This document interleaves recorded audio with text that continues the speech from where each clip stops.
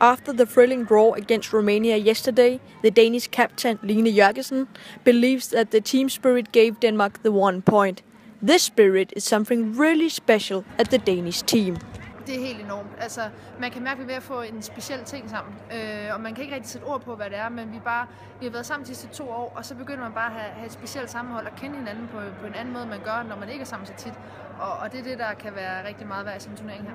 Det betyder rigtig meget. Det er netop den der ekstra ting, man får, som så at vi har noget ekstra inde på banen, der gør, at vi vil kæmpe endnu mere for hinanden.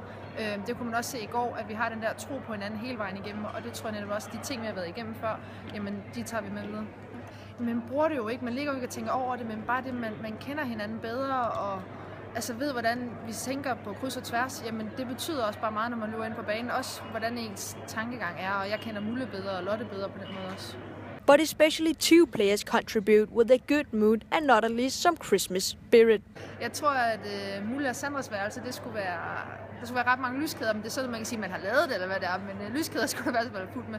Men også Allan, vores massør, han kommer altid ned det før, og så er der bare fuld gang i den, når vi kommer ned. Jamen, der er ikke... vi mangler måske juletræet, så det er... Der er gaverne og lyskæderne, girlanderne, nisserne, der er det hele. Det er noget, vi har taget med hjemmefra. Ja, vi fik en bil kørt hertil, og så der proppede man alt julepynt ned, så det ikke skulle veje i kufferten, så derfor er der kommet ekstra med i år.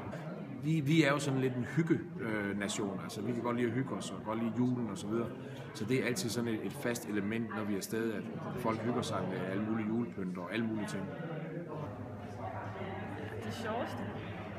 Det ved jeg godt nok ikke. Vi laver kun sjove ting. Ja. Alt er sjovt. Ja. Jeg ved ikke, der har ikke været noget, der har været sjovt. Det sjoveste, det er jo at vinde. Ja. Så det må være sejren, men